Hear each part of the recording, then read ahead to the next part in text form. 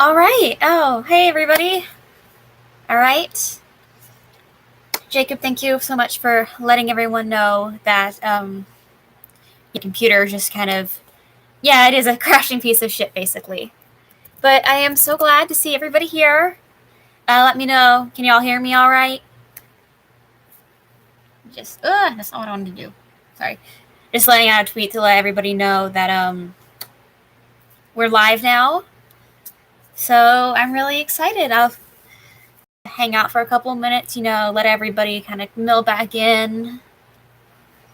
And yeah, so I'm really excited. I haven't done a charity stream in a while. So this will be fun. And I have a very special novel picked out once some more people get in here. A little bit of delay? Okay. That is A-okay.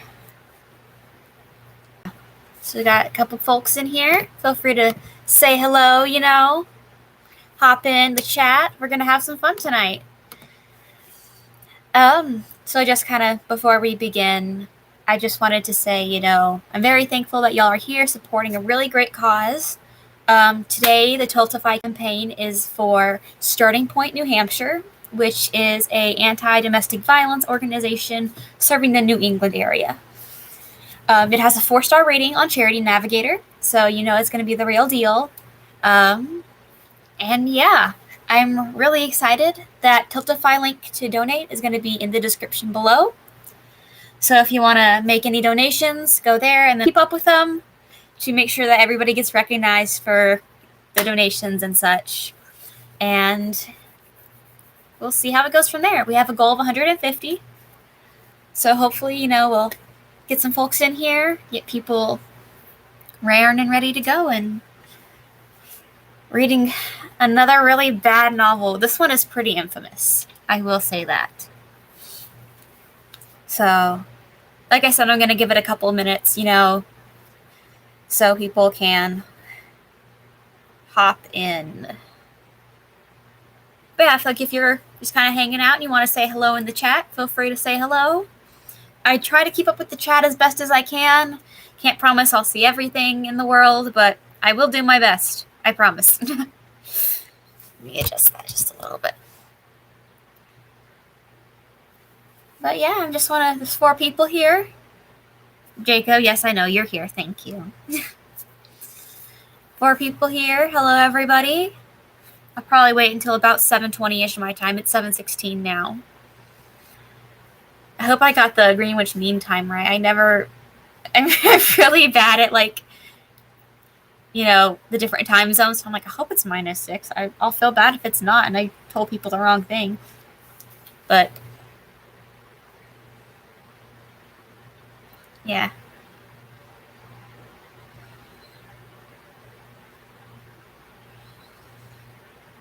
And for a great cause.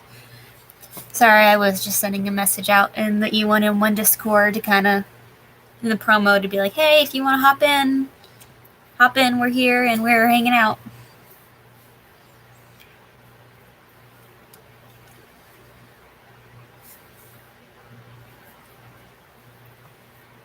Somebody gave this a like. That's pretty exciting. Yeah, how are you guys this Friday? Having a good Friday? Good weekend? Valentine's Day weekend?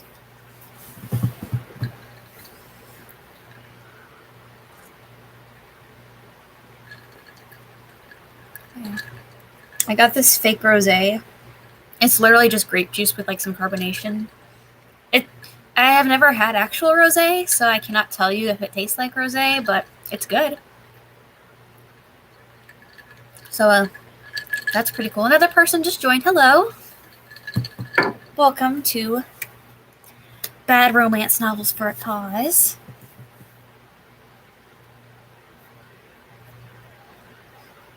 Six people. Oh, hello, everybody. Hello. I'm so excited to see some more people here. As I said earlier, the Tiltify link to donate to Starting Point, New Hampshire, which is a 4-star rated charity on Charity Navigator. It's in the description below if you want to donate. Our goal is $150 for tonight.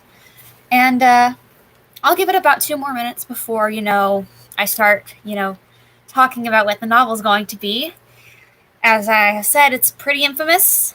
Um, there was an excerpt of it going around a couple years ago that people were ragging on because it's really bad. I'm gonna go out on a limb and say that this is worse than Close Encounters of the Sexy Kind. It's gonna be so much worse. But I'm excited because I enjoy things that are so hilariously bad because I don't know. They're good. They're very enjoyable to read because they're just funny. But yeah. So I'll give it about another minute and then we'll get started. Got a pretty good crowd tonight. I'm really excited about that. Oh, $10 who donated. Can I see that, please? Sorry, I don't trust my computer not to shit itself. So I have my phone over here with the campaign open. Ooh, we got some anonymous donations. Thank you very much. I appreciate that so much. Thank you.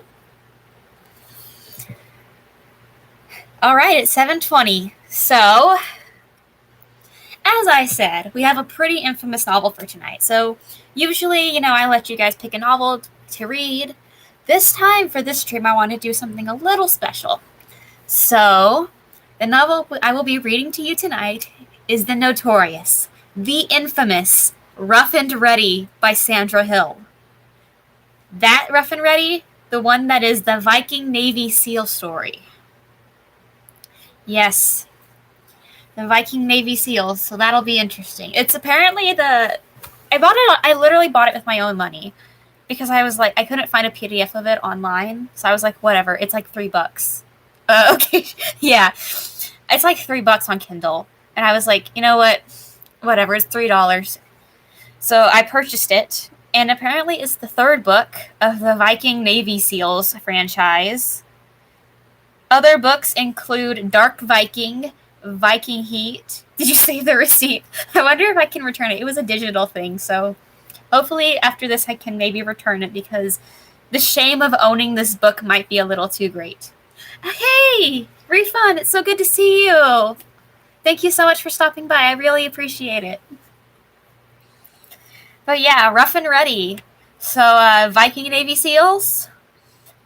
The main character's name is Torolf, if that tells you the quality of what we are about to read tonight. And so, just a little background. There was a really infamous excerpt from it that was floating around on Tumblr a couple years ago. I think I was like 16-ish at the time. So this was about, 2016, so about 5 years ago. And a lot of people thought it was like a joke book or that it was like a made-up novel because they were like, no way can anything be this bad. So I went on her website before I purchased this esteemed piece of literature. And she has like an entire page, like her life story. So I'm pretty sure she's a real writer. So this is going to be fun. It's going to be like so bad it's good, and I'm so excited. So how about we just jump right in? If more people come in, they can enjoy the sexy Navy SEAL Viking nonsense that we are about to endure. Shall we begin? The prologue. The guilt factor times 10. What would you do if you could change history? Huh? I drove all the way from Coronado for you to ask me that? Torolf Magnusson was not amused. The question had been posed by his sister Kirsten. Why is his name Torolf and hers is Kirsten? Okay. She's a PhD scholar of ancient studies who taught at UCLA. Her Mensa brain was always pondering crap like this. I don't know, I think that's a pretty common question. I don't know. I've been asked a couple times, like, what would you do if you could change history? Okay. If you could go back and eliminate Hitler before the Holocaust or prevent the Black Plague, would you do it? She persisted. What? This is why you dragged me into these dusty stacks? to ask some dumbass hypothetical questions? Torolf sneezed for about the 20th time. I'm serious, would you? Torolf shrugged.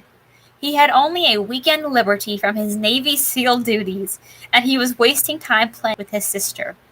He'd rather be back at the Wet and Wild, having a beer with his buddies, and maybe a little female companionship, not of the sisterly persuasion. The Wet and Wild was a bar near Coronado that catered to Navy guys. Oh yeah, the badasses at the Navy SEAL bar at the Wet and Wild. Oh, we got another donation. A couple donations here. We're up to 30. That's awesome. Rachel! Thank you so much. Fuck yeah. They censored you on it. It says fuck. They censored your fuck. So, sorry. I understand this. I'll say it for you. Fuck, yeah. Shitty romance novel spoilers. But thank you so much. I appreciate that. Thank you. Don't be such a grouch. Kirsten pulled a thick tome with a crumbling leather cover off a high shelf and placed it carefully on the table. Oh, yeah, you've been censored. I'm sorry, dear. But I did say it for you, so. And there's some pretty things going to go on in this book, so it'll be worth it. He exhaled with a weary sigh of surrender and sat down in a chair next to hers. The sooner he got this over with, the better. I think I might have discovered some of the lost pages from the Old Norse Chronicles. Read this section. 1015. In this year, Steinolf proclaims himself king of all the Norse lands, following a 10-year reign of terror. Thousands upon thousands of Vikings from Norway, Denmark, and Sweden fall to his sword. And then some description of this monster. Here was proof that his bloody path had gone way beyond what any of them had imagined. How does he know that? This was like 1,000 years ago. And also, did they, I don't know. Obviously, I am not an expert on Vikings. I watched a couple History Channel shows, and that's about as far as my knowledge goes. But I don't know. Like, I know they kept lore, but maybe they didn't keep, like, Steinolf, the king of the Norselands, and also intense genealogy reports that Torolf, in the year, I think this is set in 2006, would know about. What does this mean? Why show it to me? Kirsten got that earnest, some might say rabid, look on her face. But this history, she tapped the ancient book. No one knows of it but us. Maybe this kind of history can be changed. Why me? Our family is safe and happy in America. I thought we decided long ago that revenge wasn't worth the Oh, so I guess she's a time travel person? And that she's suggesting that they go back in time? Okay. I thought it was going to be like a magical time Viking adventure. Not like his rabid, earnest sister adventure, but we'll roll with it.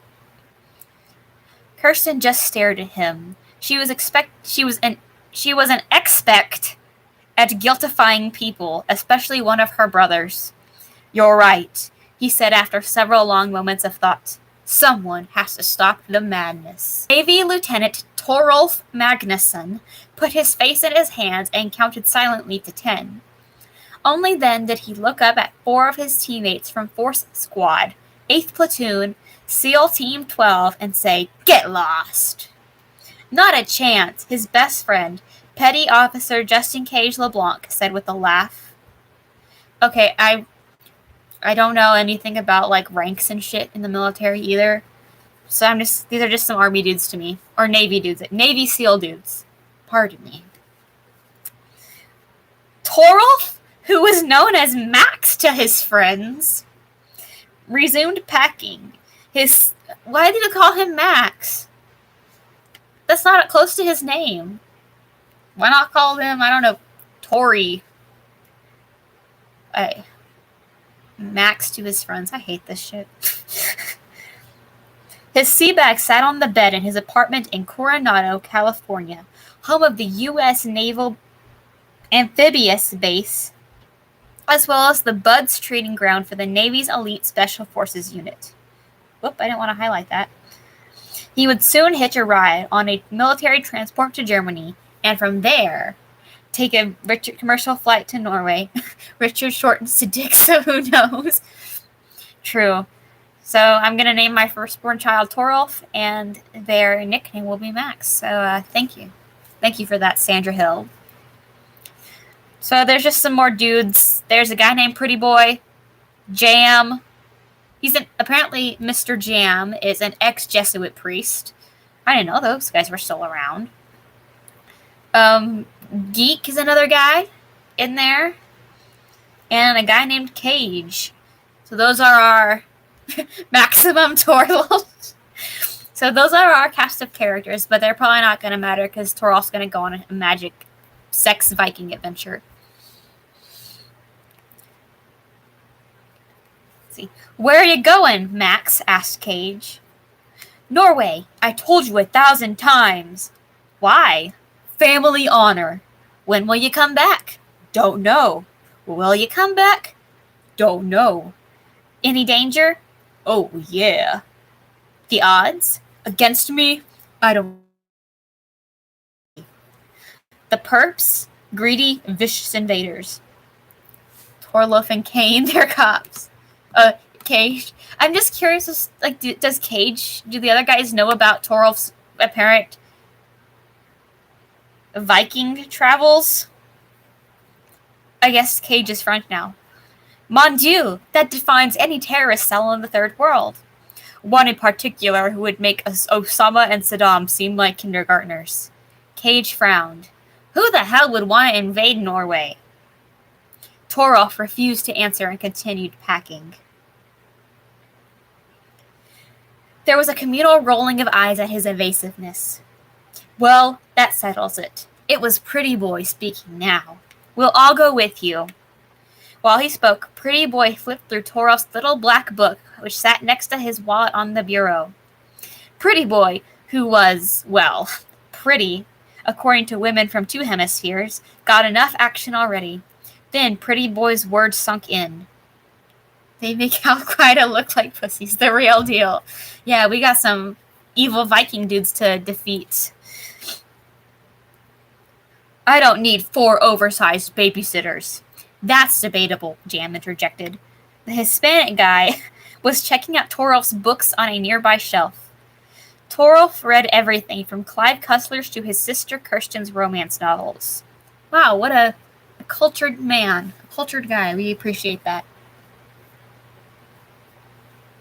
Not babysitters, precisely. You can't serve the gumbo unless everyone's at the table. I guess, oh, he's Cajun, okay. Oh, and he's obnoxious Cajun accent. Okay, can we just get to the Viking shit? Oh, okay. Torolf grabbed for the bag of condoms and stuffed them back into his bag. Listen, this is serious business. It's something I've got to do by myself. Oh, yes. So serious we must take a whole bag of condoms with us. Do tell, Cage said, serious himself now. Torolf inhaled and exhaled, then decided to tell them the truth. Not that they would even believe. Tango was a seal word for terrorist or bad guy. They're coming in on a horse with of Trojans. He stole my family land and tortured my sister Madrine. What? What do you mean? I thought you lived in the... I'm confused now. So I guess the implication is that Torolf traveled... He was in the Northlands.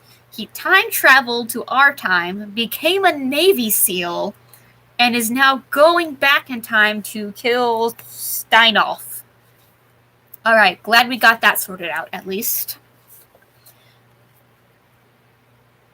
So all his friends are like, we're okay, have fun.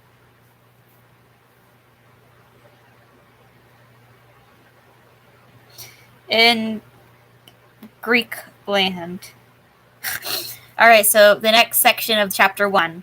You could say she was a dark age feminist is the little note. Brunhilda Burdaughter was the last living child of Stur Hardhead and Bara the Weeper, a deceased high jarl of Hordaland and his lady wife, though she would never be recognized as such in her present condition. She had a broken arm, a blackened eye, and bruises from head to toe. Still, she trudged on, wearing only a rough gown under an overtunic and thin, deerskin ankle boots, fur side inward. These 2 days and more along a remote, snow-covered mountain trail, hoping to find her grandsire's hunting lodge. Oh, we got some more people coming in. Hello, just kind of glanced up and noticed everyone.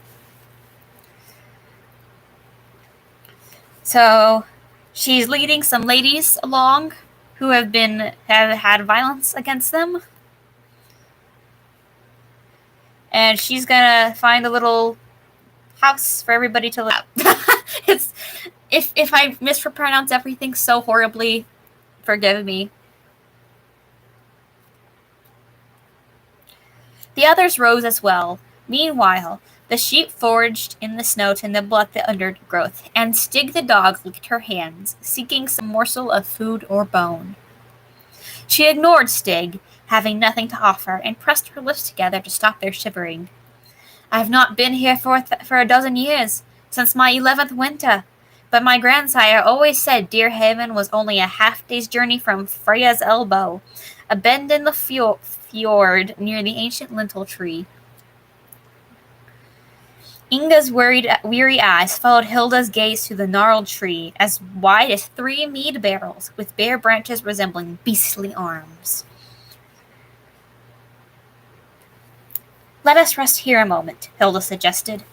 "A fire?" Inga inquired hopefully. Hilda shook her head. "Steinhoff's men may follow us, if not now, eventually. I doubt me there is any imminent danger." What? Okay. "But we must be within the safety of Deerhaven's walls, drawbridge down, if they discover our whereabouts. What could they do to us that they have not already done? Skin us alive." It was a practice Steinhoff was rumored to practice on his captured enemies when they did not cooperate.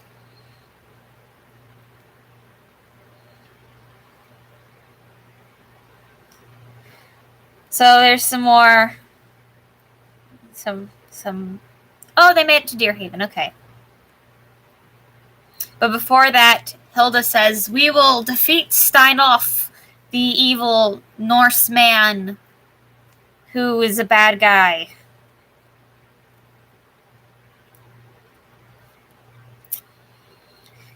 So they get to a sanctuary called the Sanctuary, and there's a sign that says, "Any man who dares enter here uninvited will leave with a shriveled man part." So we've got a very welcoming little place here.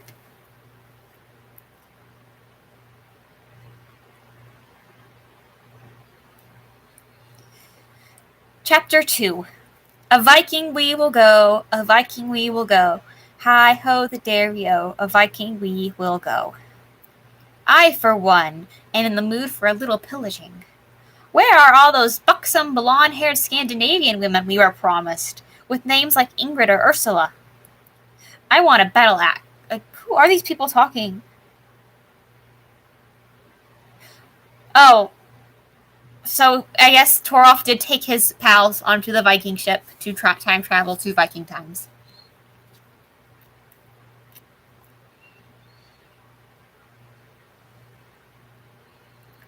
But I don't care about this. Get me to the good stuff.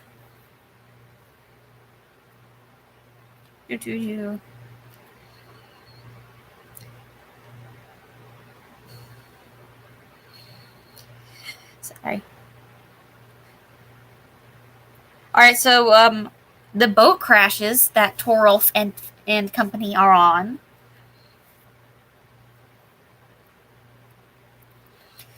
And now we go back to Hilda.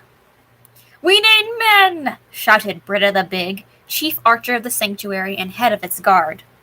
Truth to tell, they had only 10 axes, one broadsword which hardly anyone could lift, 15 shepherd's crooks converted into lances, a whole bunch of weapons. They have weapons. Well, not a whole bunch because they need people, but whatever. You know what I mean. Hilditch growled at her feet with doggy consternation. We have flourished these 5 years without men. It matters not. Now we need men. Hilda flung her hands out with disbelief. Truly, Britta, must we cower under a man's shield for protection? Britta, who was as tall as a man with wide shoulders and muscled arms, stiffened. Nay, not for our defenses. It had been 5 years since Hilda arrived at Deerhaven, now the sanctuary. The first year had been brutal. Often they had feared either freezing to death in the cold fortress, starving to death, or being discovered by Steinhoff and his comrades in cruelty. More escapees had made their way to safety, increasing their numbers. Only occasionally did they have to fend off invaders, small bands of errant knaves. Steinhoff was busy grabbing lands in surrounding countries. Hilda is basically, she's the head of the community or whatever. Oh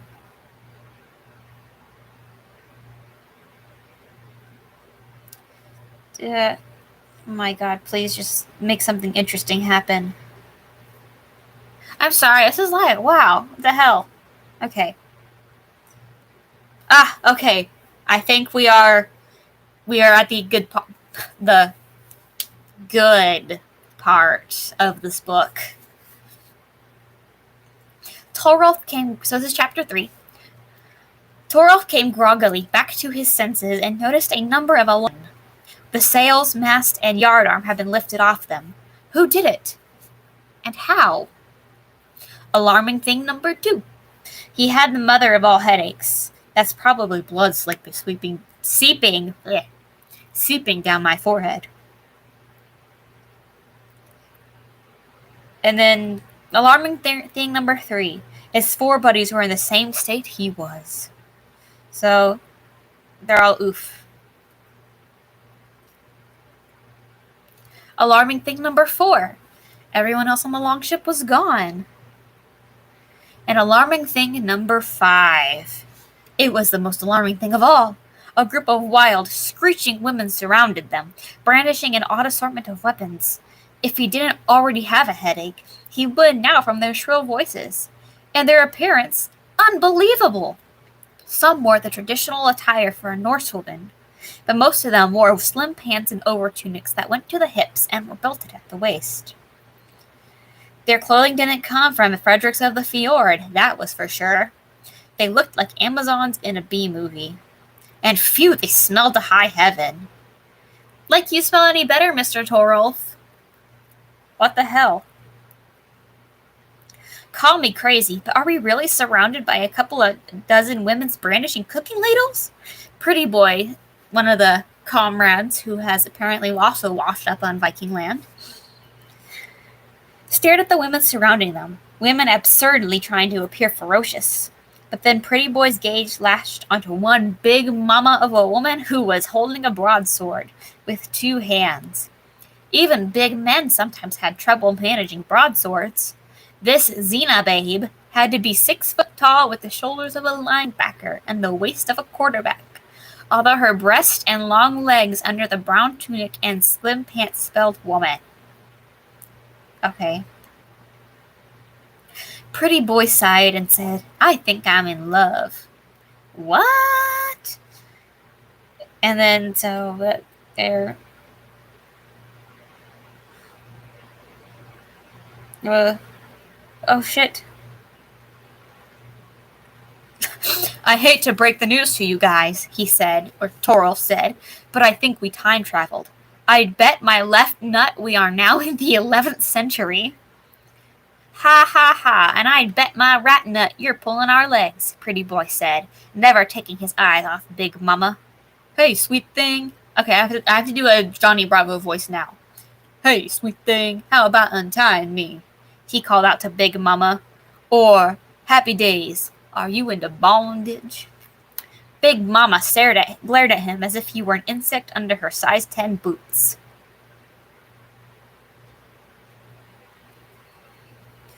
Toro stood clumsily in front of another woman who had a pair of sheep-shearing scissors in one hand and a short-bladed knife in the other.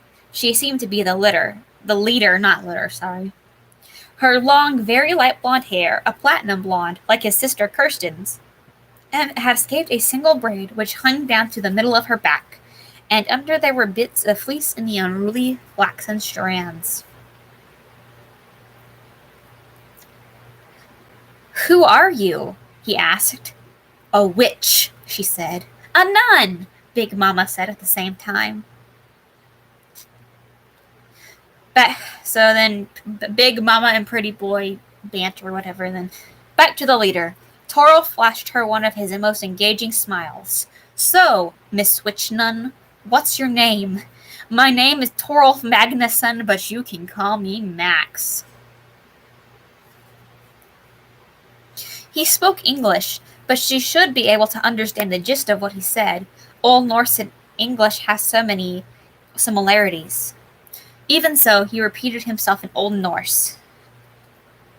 "I understood you the first time," she snipped, but then she leaned forward, studying his face. "Do my eyes play me false? Nay, 'tis impossible. You cannot be Torolf Magnusson. That dunderhead is dead." "Why do you call yourself Torolf the Axe?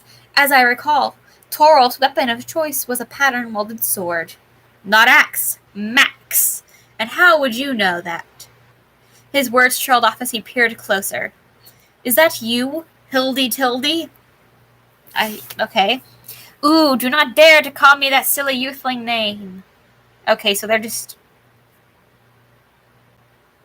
arguing. That's boring.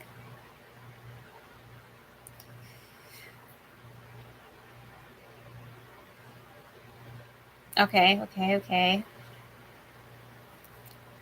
Toro felt the need to take control. "Listen, Hildy, this is amusing as hell, but you need to release us. Some of us have head wounds that need to be tended. I cannot release you." "Why not? You might be Steinhoff's men." Toro stiffened with outrage. "If you were a man, I would kill your Madrine." So he has a sister named Kirsten, a sister Madrine, and he is Torolf. Got it. She nodded. "I have." "And where were you during that happenstance? If you did not die when everyone thought you did, why were you not here to protect your family estates and Madrine?" "Enough of this chit-chat! We can discuss this all later." He pulled his hands from the rope, which he had been working at the time, and grabbed for Hilda, putting her in front of him in a chokehold. Yeah, that's one way to get people to burst, that they would think he was like Steinhoff. Then said against her ear, "We are not Steinhoff's men. I've told you that before. I have as much reason to hate him as you. The hill will follow. No one will be harmed if you do as I say."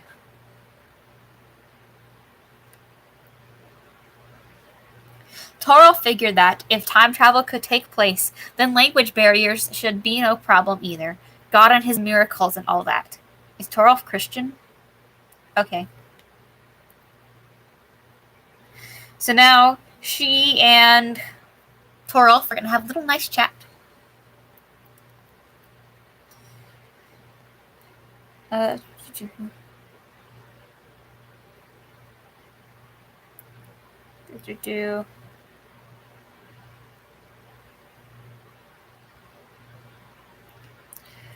So anyways, they have a chat, and he tells her that he is a Navy SEAL, and she's like, okay, whatever, and she doesn't even care. Chapter 4. Hilda surveyed the great hall of the sanctuary that night and moaned her dismay. How did I lose control so quickly? Before she had even come into the hall, she had been forced to lock Stig in the woodshed because he kept following Torolf around, egging onto his blue braize, attempting to fornicate with his leg. It must be something about Torolf's scent that was attracting the dog. What? Why? I hate this. Okay, we're skipping. Whatever, the dog likes Torolf. I guess. Ha ha, funny joke.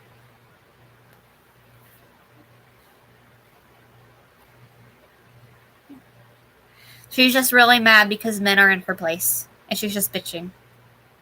Which I don't blame her, but yeah.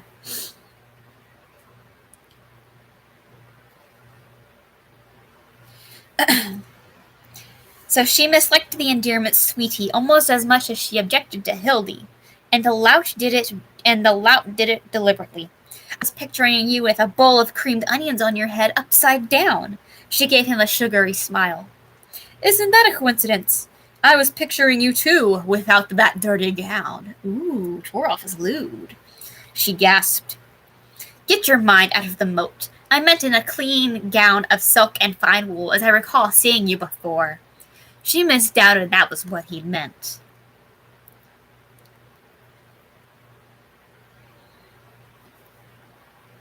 So, apparently, Torolf had taken her fishing, and they were laughing.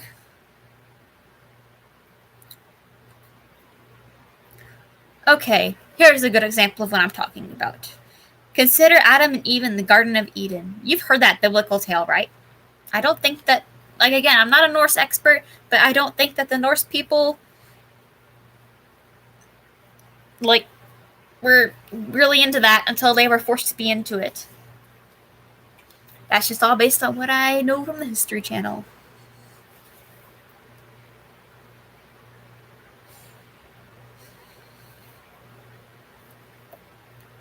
So, she asked, how many wives have you in America, Torolf? He laughed. None. Have they all died? Or left you? Or did you cast them aside? None of the above. I've never been married. Really? A man your age? I'm not that old. I'm only 31. She arched her eyebrows. That was old enough to have had several wives. And children? Oh, sorry. None that I know of. Is there something wrong with you? This sounds like when I was working at Dollar General, a lot of like the older men would ask me when I was getting married or having kids. And I'm like, I'm 21. What the hell? And like, don't even. There's just no reason to ask people that question anyway. It's none of your business. Like, it wouldn't be appropriate for me to walk up to like a man on the street. Yeah, of course, refund this. The stream archive will be on my YouTube page. And yeah, so it'll be all of them are available to watch. We've done a couple different novels that we've read. But thank you so much for stopping in. I really appreciate it. But yeah.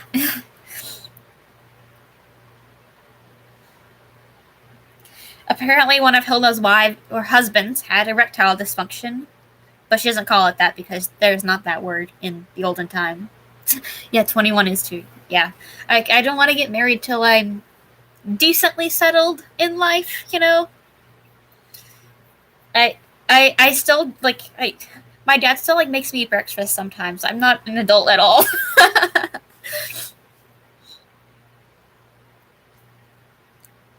So then a bunch of dudes die. Apparently in the background. And then Torolf is like, I'm a good kisser. So the discussion goes from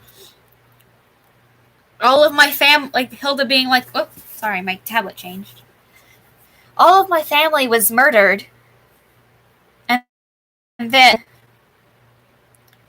Torolf is like, here, I will kiss you. And then there's a party going on downstairs or something.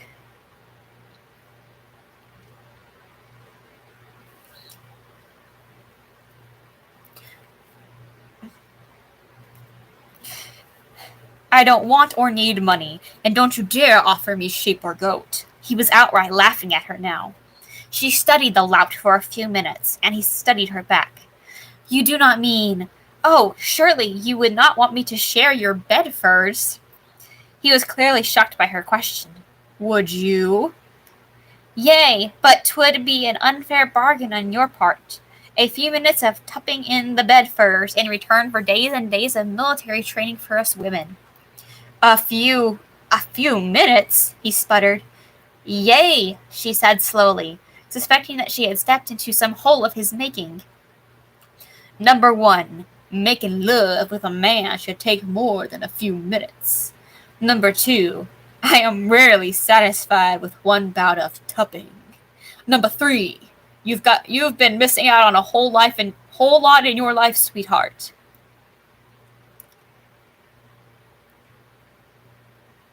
Her face felt hot as if she had been standing near a hearth fire. Number 1, do not call me. She did not care. This was important business. They might never get such an opportunity to learn military skills. Probably 3 or 4 times each night, and let's say an hour or 2 each time. Her jaw dropped. You cannot be serious. Hey, I'm virile. Your self-love is impressive. On the other side of Torolf, the dark-haired man wearing a strange hat and gold ring in one ear, with the odd name of Cage, was blatantly listening in on their conversation, laughing so hard tears were brimming over in his eyes. You have my consent, Hilda said with disgust. Huh? It was Torolf's turn to have his jaw drop. You may swive me for one night, dusk to dawn. Torolf's jaw dropped further, and a laughing rogue beside him said something that sounded like, Way to go, dude! And so, Chapter 5's little note is, MTV it was not. So this will be interesting. Hold on. This is like, it's not real rosé, it's fake rosé. Ugh. It's like just grape juice, but you know what, we need it.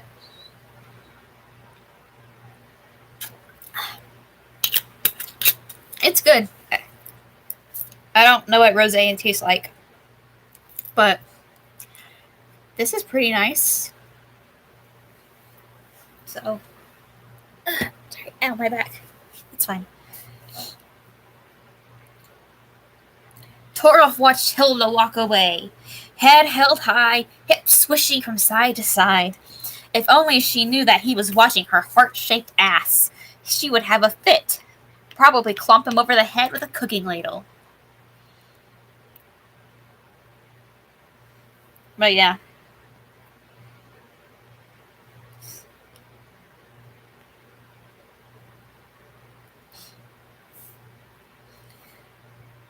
So apparently Torolf was joking about the sex thing, but Hilda doesn't think so. So I guess I think that come on, just bang. There's a really infamous scene in here that I really want to get to because it's so funny. Anyways, I guess the pretty boy guy is singing Brown-Eyed Girl. I don't understand how these guys are so smooth with like the Viking ladies. Crazy. Oh, Torolf is gonna ask Hilda to dance. How romantic.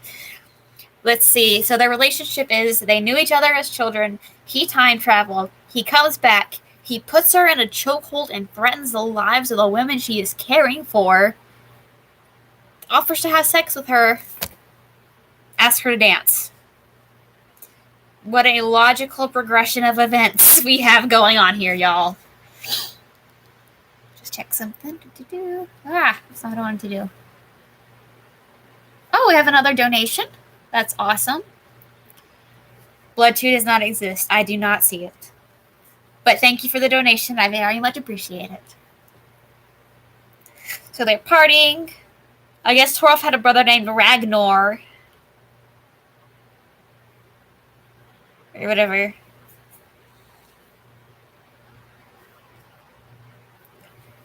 And they say romance is dead. Rachel. True love. So Torolf is getting horny.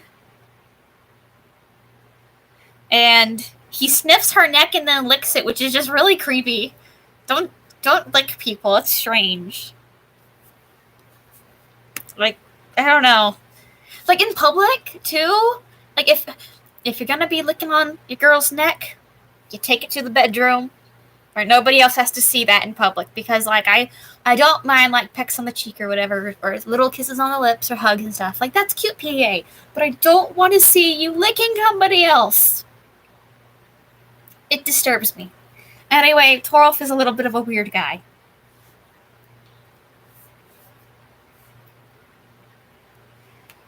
What would you do if I kissed you? He asked. Do not dare. I agree to let you tup me for a night. I ne'er agree to any kissing. Didn't you know that kissing is part of tupping? Always? Oh, yeah.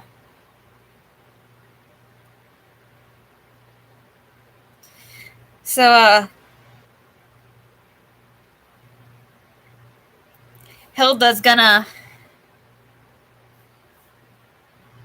maybe seduce him because her little section of the chapter is How to Seduce a Man, Part 1. So there's men doing chores.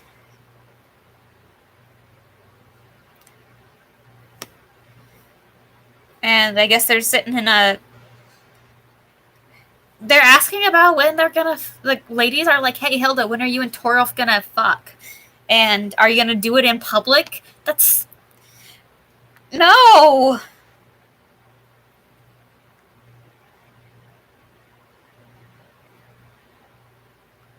What the hell? Why would you ask these questions? Let Hilda tup on her own time. She doesn't need anybody to be engaged in her tupping.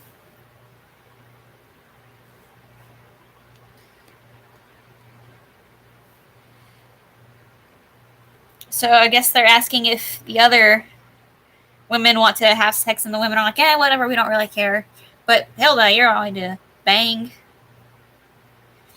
And she asked and if any of the ladies have tried tongue kissing. This is like 10:15 Norway. So that's awesome. Oh my god, just get to the banging. I don't care about people cooking, and I don't care about the other Navy SEAL dudes. I care about Torolf and his stupid little name and his weird flirting, neck-licking party tricks.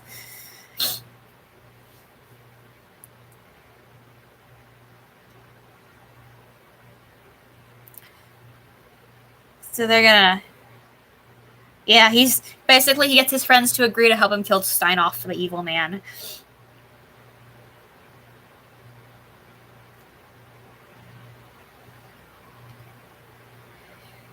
They're flirting with the ladies. Flirting away. Ah. That's how I know. Sorry, I clicked the wrong thing. I haven't really ever used the Kindle app before because I prefer paper books. So this is like... Sometimes I click random shit because I have one brain cell left.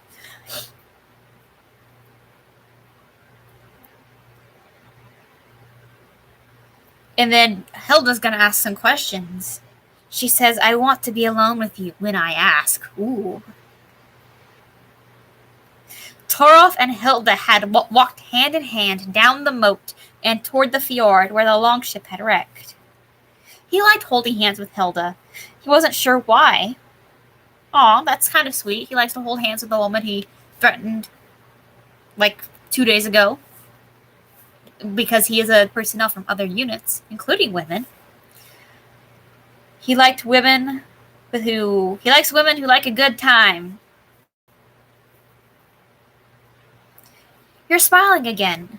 He squeezed her fingers. I'm happy. Is there anything wrong with that?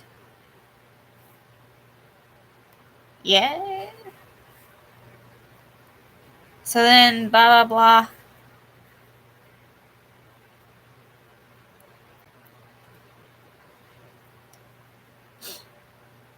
And he's basically like, he's so noble, he wants to kill Steinoff and then return the Vikings to their...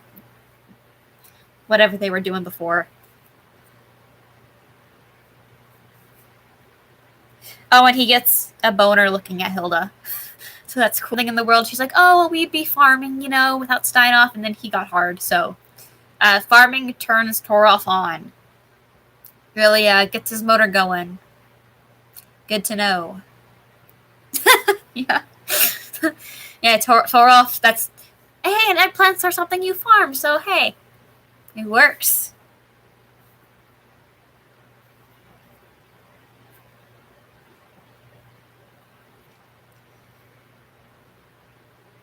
Ooh, they're kissing.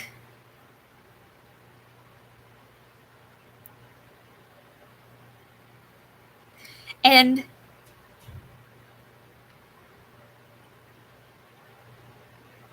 I don't like the way that she's described.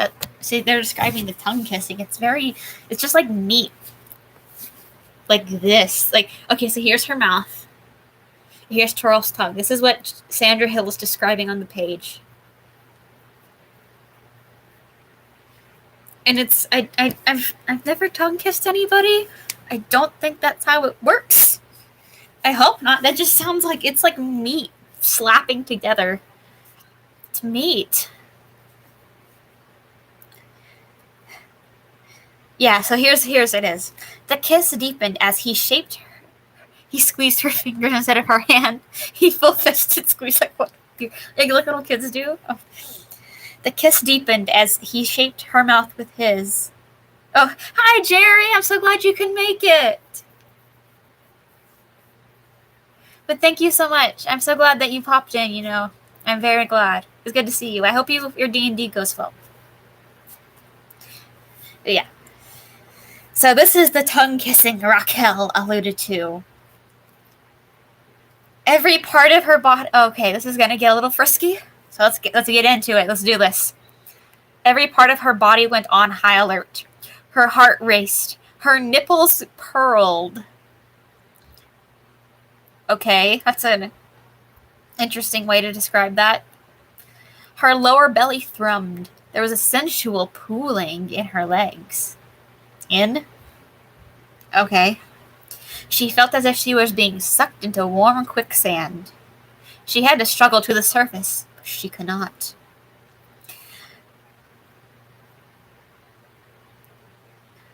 And then, so they're making out. And then he's like, "Get away from me, Torolf. I don't want to be with you." And then he's like, "Wait, I'd like to kiss you."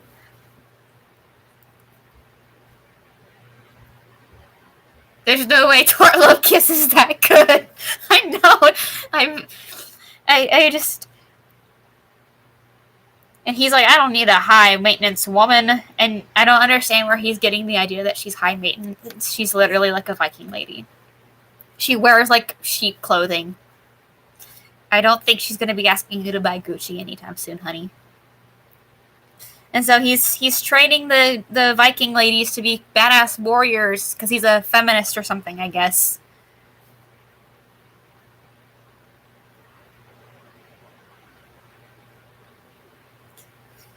And then he's like, "I'm going to leave forever," to Hilda. Because he's too enthralled by her sweet ass, according to him. And she's like, "You're disgusting." And honestly, she's right. "Hilda, honey, just leave."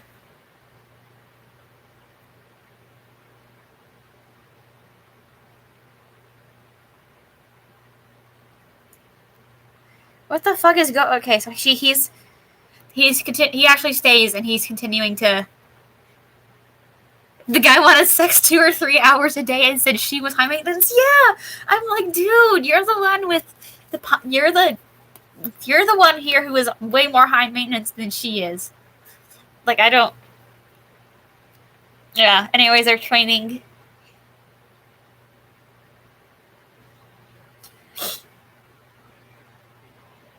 No, I don't highlight that. I'm sorry. He kisses like a slap from a wet fish. He ain't worth it, yeah. So he's cuddling with Hilda. How sweet. And apparently in her sleep, she grabs his penis.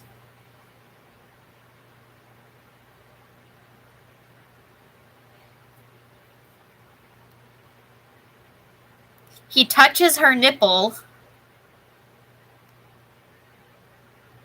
But then he's like, I don't want to do that anymore, so he holds her. And because he's like, no, I'm hard, I have a hard penis, not for Hilda, or something like that. So he tries to think about people dying, just stop thinking about her. Oops. Alright.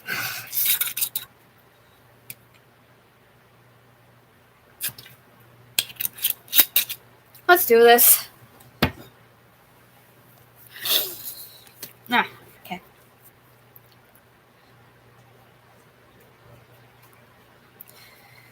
So apparently she won't sleep with him till he defeats Steinoff. But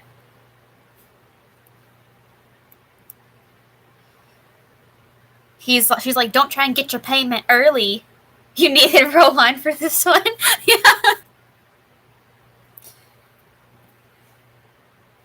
There's more training. More training.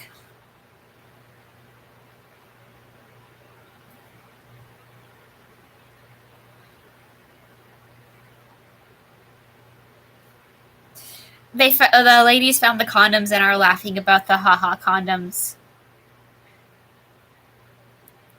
They're like, why would they put a sausage casing over their man part? Like, just say penis. But at the same time, just like, dost your man not use the condoms? Is a sentence in this book. So I cannot really be expecting anything more.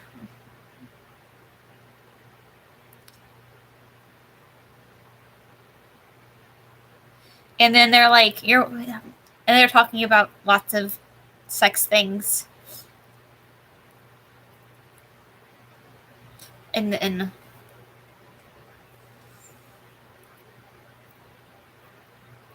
so so here's Toralf's backstory. Let me get it all out. You have heard of Leif Erikson, haven't you? Well, he discovered a country he called Vinland, but eventually would be called America, beyond Iceland and Greenland. When my father took his longship there with me and 8 of my brothers and sisters, it was the year 1000. Somehow, in the middle of some storm or weird event out on the seas, we ended up in Hollywood, a city in America, and it was the year 2003. So that's Toralf's backstory. He landed in America, in Hollywood, of all fucking places, became a Navy SEAL, Viking dude. Okay.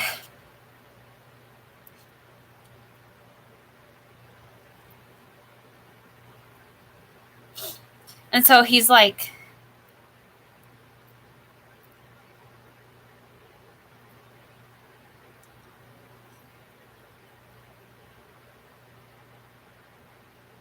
so apparently the guys are the ones who are talking to the ladies about the sex things, and she's teaching them sex words.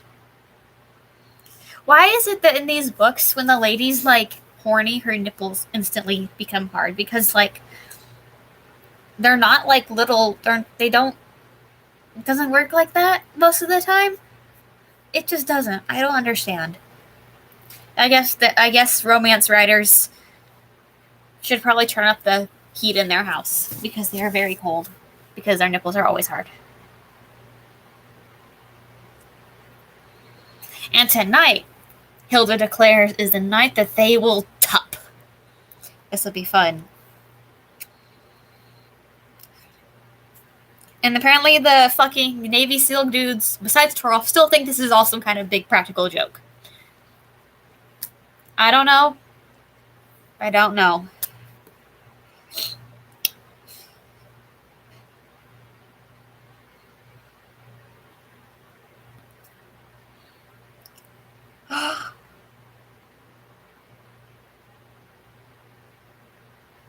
Is this it?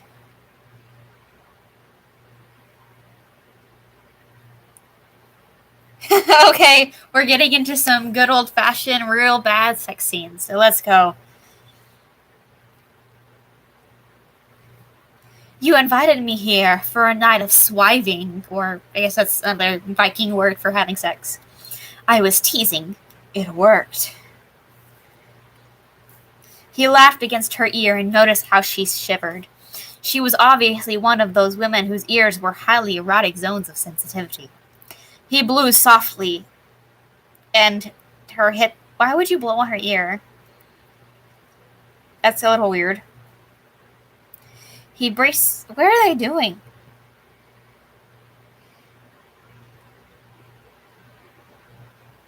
So I'm trying to figure out where they're situated in the scene.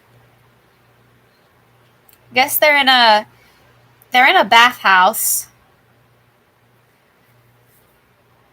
And someone blew into my ear sexually. Yeah, can you imagine you're sitting there and you're and the guy and whoever you're making out was just on your ear? That's just really not comfortable. And so they're in a. I guess she's sitting. Yeah, she's sitting, and he's in front of her. I'm sorry. I'm trying to That's how this is my dog. Yeah, it just. So she's here, and he's here. She's sitting, and he's I guess he's kneeling, and his elbows are on the bench that she's sitting on. I'm trying to get this in my mind, and I can't.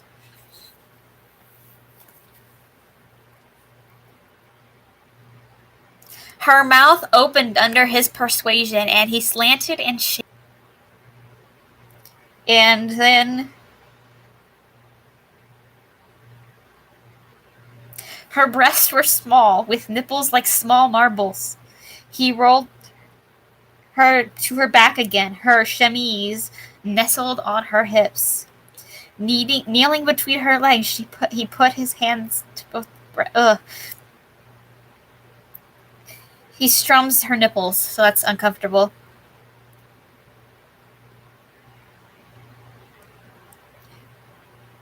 He was so hard he could have probably drilled concrete with his dick.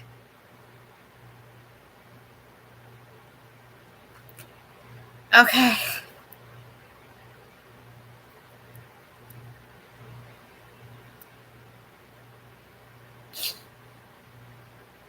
So then they're done doing their little funness.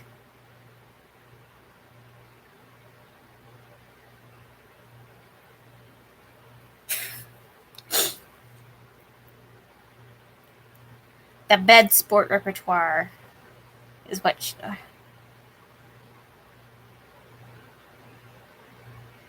so they make out some more, then they leave. I'm taking a drink out. Okay, yeah. All right, everybody. If you have something to drink, get it out. We're going to have a drink for the concrete dick.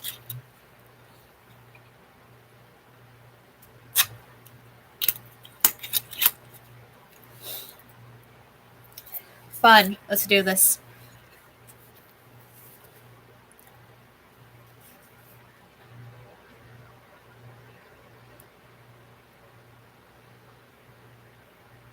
Oh my god, it's snowing outside, and she goes outside to sleep in the barn for some reason.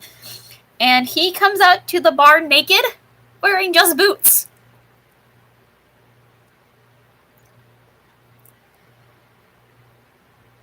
All right. This is what he says. Virginity is like a bubble. One prick and it's all gone. Toro felt the same adrenaline rush he did when jumping out of a Black Hawk over Iraq. So, alright.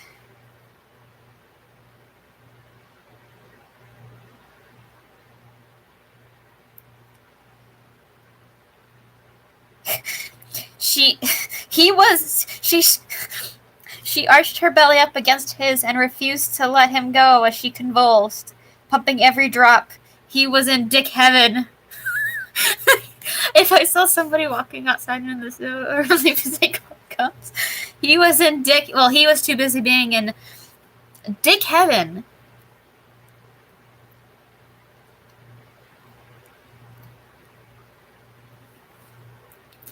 Oh gosh.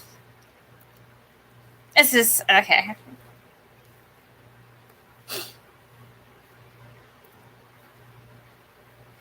And so Torolf and Hilda are making out, and then they're pals. And Torolf's like, okay. And he's angry.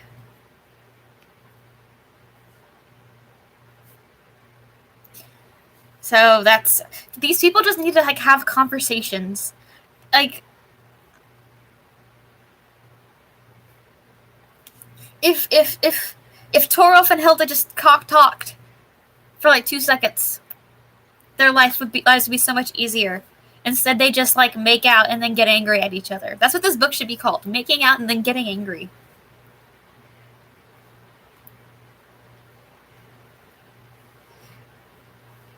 And apparently some more dudes show up.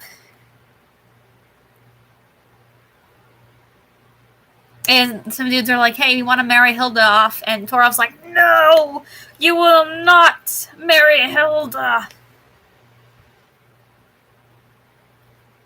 And then she's like, Hilda, I'm sorry. And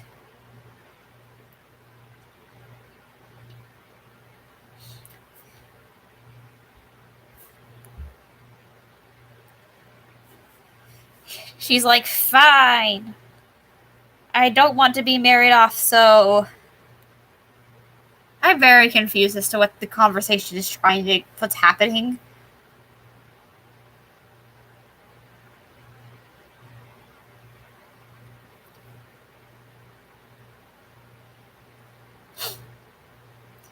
So, some more people come in, and they're chatting. And then they're all like, we're gonna go kill Steinoff now. So that's fun.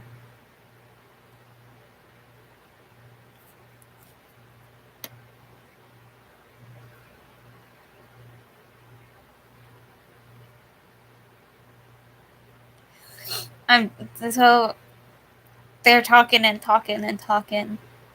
And there's just a lot of, like, talking going on.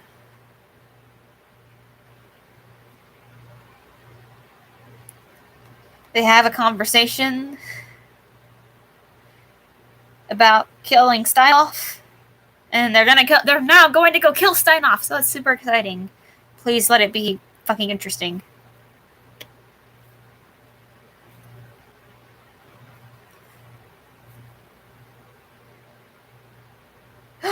And then Torolf stabs Steinoff in the chest. It was then that Hilda noticed the mortal stab wound in Steinoff's chest, but that was not all she noticed. From his burly neck hung an amber medallion encased in gold, hanging from a thick chain.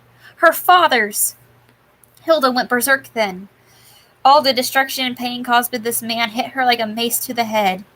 She saw him through a red daze as she ran, dagger drawn. Excuse me. Without thinking, she lunged forward, reflexively using the sharp knife in the manner the seagulls had taught her. No direct stab, but arching upward from his fat belly where the vital organs were located.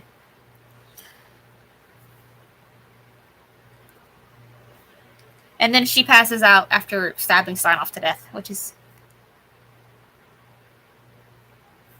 incredible. Alright, so that's the halfway point. So killing Steinoff is the halfway point. I literally just hit 50% down here on the little number thing. So then, only 10 people on our side died. Why is the lighting so weird in here? Okay. Sorry that the lighting is weird, y'all. I don't know why it's doing that. Nope, that didn't fix it. Okay, well, I'll just live with it.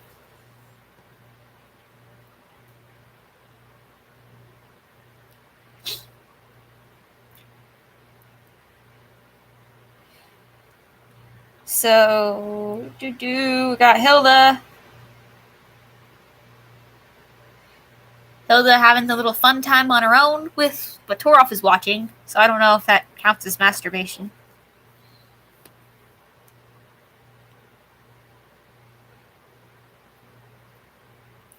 For the past 2 weeks, Torolf and his fellow SEALs had done everything in the world to reverse the time travel. They'd used one of the longships, Thorfinn and Stephen, two of the army dudes who came to help him kill Steinoff had left behind and gone out to sea, hoping that they might sugar them back. Nothing happened, except they'd all been frozen in the cold air. So they're pretty anxious to get home.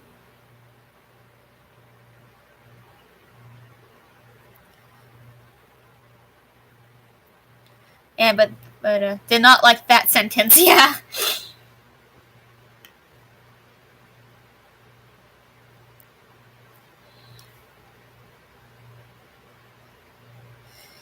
Oh gosh. So yep, they're all the boys are chatting. They want to go home. They're getting real stressed out about it. What was that sentence?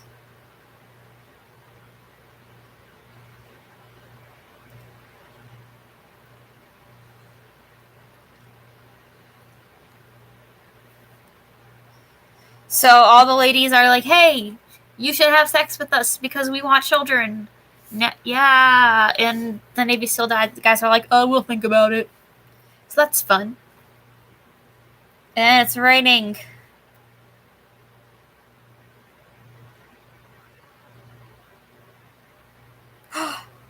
And they reverse the time travel because of the storm.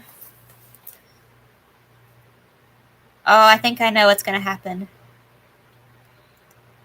Hilda came back with them.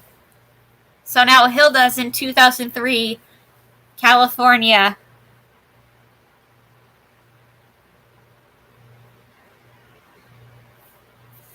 So, but Hilda is the only woman from the place that got there, so.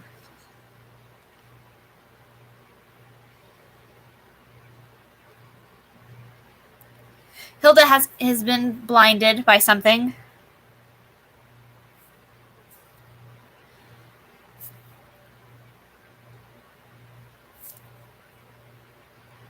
What to do? So now they're at the hospital just doing boring hospital shit. Of course. But the vision problems for Hilda are temporary, so that's fun.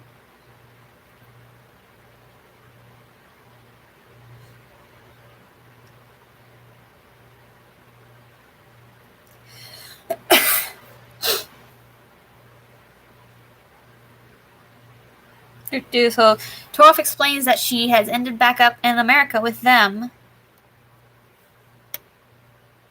One of the hospital guys asks if Hilda's an alien, but she's not. I guess her blood work was weird, but that doesn't make sense because she's a human. Like, maybe her hormones are slightly different, but it's not like she's a completely different species from us. I don't know.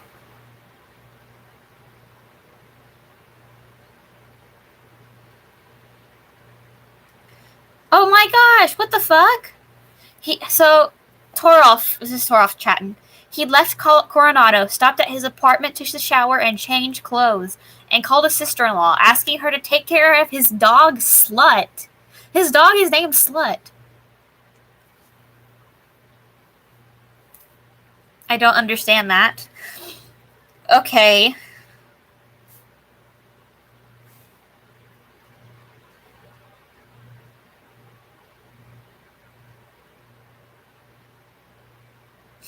Apparently, yeah.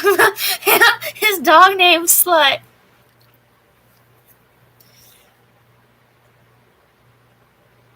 And apparently, Hilda has been trying to escape the hospital, so they tied her down.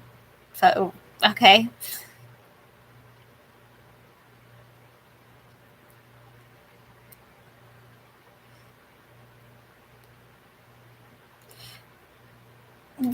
He shows her how to use a toilet, and it goes in detail.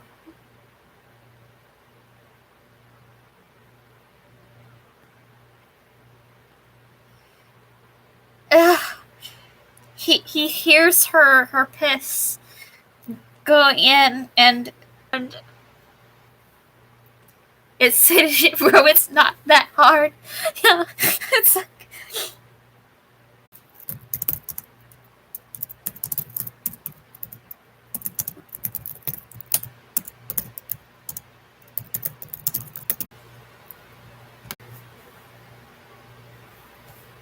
stay on page.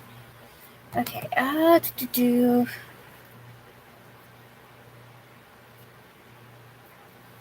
All right.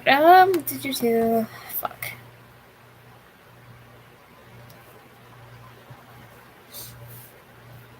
Okay. Yeah. All right. I think it's back up. So, knock on wood. Hopefully. We did get a couple more donations, so thank you very much. Oh, shit. Sorry, I closed the tab. Oops. It's fine. So thank you very much to Ryan. Jerry, thank you for $20. Davey, thank you for $20. Thank you all so much for your donations. I just want to catch up on those real quick. So thank y'all very much. I appreciate that, and I think we are back. Now,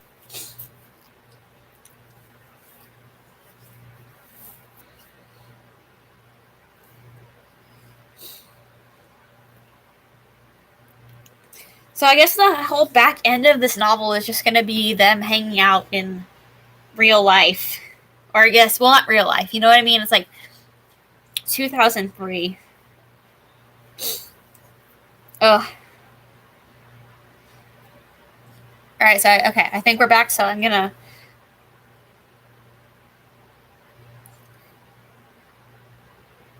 They're finding her some. Apparently, she met some friends and they're taking her to shop for sex toys. Little weird. If I was buying these items, I would not take anybody with me. Reverse isekai. Yeah, basically. And it's like if I was doing this, I would not be telling anybody. I would not be bringing my friends with me. That's a little. I don't know. I'm kind of like a very private person a lot of the time. Like I do share like how I'm feeling and stuff on like my Twitter, obviously. But when it comes to like I guess more personal things, I prefer to keep it to myself. I don't know. That's just kind of how I was raised. To kind of keep things close to me. And I just if I was at a sex toy shop and I saw somebody I knew there, I think I would just drop it on the spot, like instantly.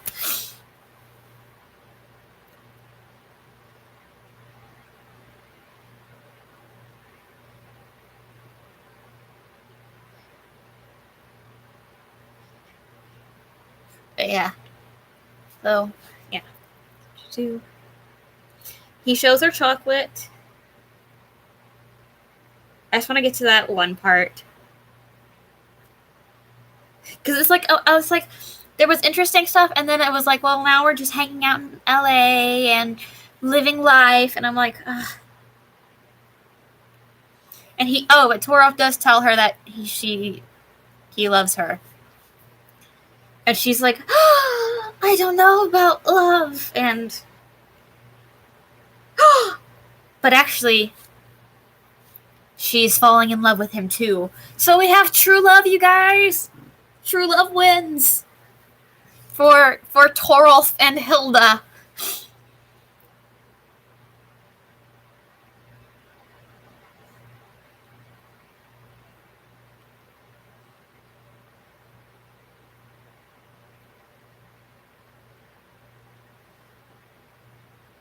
And there's he gets chocolate involved in her sex. Where is that one? He goes to work and then he's like, oh yeah, Tartluff and Hilda OTP. Honestly, all other ships move aside. Torhilda is where it's at. We have the OTP of all time. The best. I can't speak sentences. This thing has broken my brain. Why are there people named Jolene here? I don't.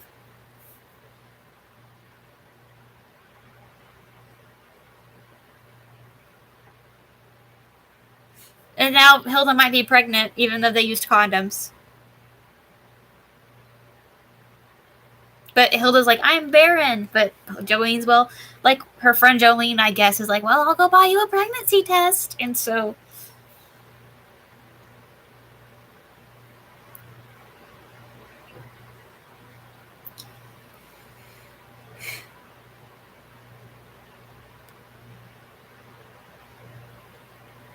Wow. But they're in love at least, so that's a good thing. We have true love. And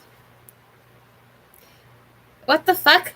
I guess that they're fighting evil people in Los Angeles with Black Hawk helicopters? I don't understand what the fuck is going on.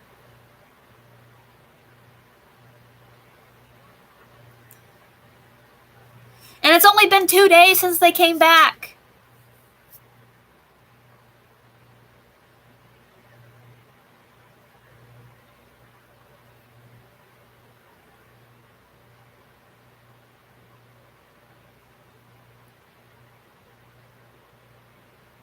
And there's an evil guy named Dick Phillips who is maximum turtles didn't survive the time travel, boo. So there's a guy named Dick Phillips who is stalking Hilda because he thinks she's an alien. So there's that subplot going on. With a machine gun, huh? They're at a ball now. They go to a dance.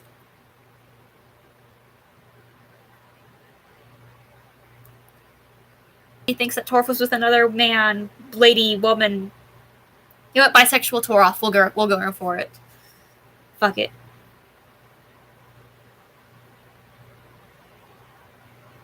And then Hilda gets kidnapped by Dick Atkins. No, his name's Dick Phillips. Mr. Atkins is his friend. And apparently they tried to chloroform her, but it didn't work, which is very... So Hilda cannot be contained by chloroform.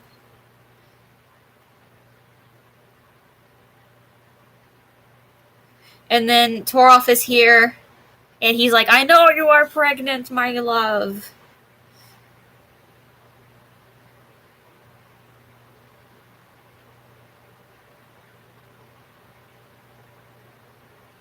What? And then that... Because, well, I thought it was from Rough and Ready. The Tumblr post that said it was from Rough and Ready, and that's why I purchased the book, because I was like...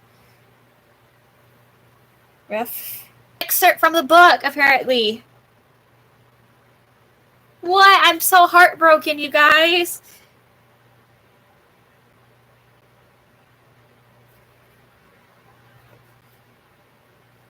So apparently, that was not...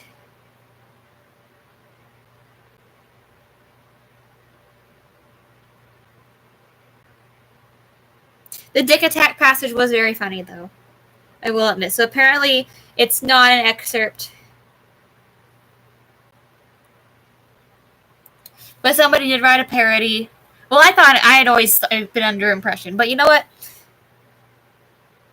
Just for y'all, I will read the fake excerpt because it is what got me to buy the stupid book. So you know what? I'm going to give the parody writer credit where credit's due. We're going to read the stupid thing. Now, again, this is not from the book, unfortunately. But let's do it, shall we? Her long, wet hair, still wet from the shower, had been combed down her back in a wet swath. Hilda was sitting on the floor, her round, wet boobs still wet from the shower's water. She dried off the water with a towel, which then became wet. Hilda gasped when she saw a reflection in her bedroom mirror. Through the slightly open door, she caught a glimpse of the chiseled abs and square jaw of the mysterious stranger who shared her cabin. She stood and spun around, her breasts swinging heavily with the momentum. She grabbed the door and flung it open, revealing shirtless Torolf quivering with desire in the hallway. Torolf was ashamed at being caught, but his shame made him even hotter for sex. He stepped into the room, and his bulging abs accidentally smushed into Hilda's rich chest. As Hilda's buttermilk bosoms squished up against his granite abs, Torolf almost had a dick aneurysm. Hilda, Torolf murmured thickly, his throbbing meat wad pressing against Hilda's warm thighs. This is a secret I need to not tell you. You are my forbidden desire. Hilda had been waiting to hear these words. Her heart was filled on golden wings and soared toward a radiant sun of perfect joy. She saw herself and Torolf happy together, bathed in the golden light of love. Her stooch got all warm too. Torolf, Hilda moaned, her plush teats straining with desire. I need you. Torolf, coarse abs pulsing softly in the moonlight, stood silently. Hilda looked at him expectantly. Oh, sorry, she added. Torolf, I need you sexually. At hearing those beautiful words, Torolf flexed his rough-hewn abs, and Hilda found herself being guided to her soft bed by the sheer force of Torolf's undulating midsection. She clutched at the bedsheets with lust and ecstasy in her hands. Her spongy love mountains hurled to and fro with each pounding. Her body was like a beautiful flower that was opening and somebody was pushing their dick inside of it. Then Torolf moaned, arched his back, and suffered from Dick Parkinson's. He pumped in all of his hot, pearlescent sperms as Hilda spasmed with so many orgasms. Shower water. Torolf, she said softly, there's something I have to tell you. But her bed was empty. Torolf was gone, escaped at the bedroom window. In the distance, Hilda heard the fading sound of galloping abs. And that's it!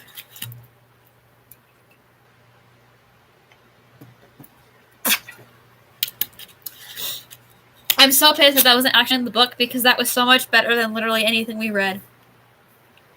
It was so bad, but so good. I was literally convinced that was from this book because, like, you Google it, it's like Rough and Ready excerpt and galloping abs. Like, that was a really big Tumblr post back in like a couple years ago. Like I said before we started reading, like it was very popular. So I was thinking about it, and I was like, well, what would be the perfect Valentine's Day book to read to y'all? And so I thought, oh, remember that shitty book that everybody was talking about on Tumblr? Rough and Ready. So I bought it. Anyway. I hate that. I hate it here. I'm so mad, but also it's your donations. Like, it's awesome. Thank you so much. And have a good night. Oh, end the stream, please. Sorry.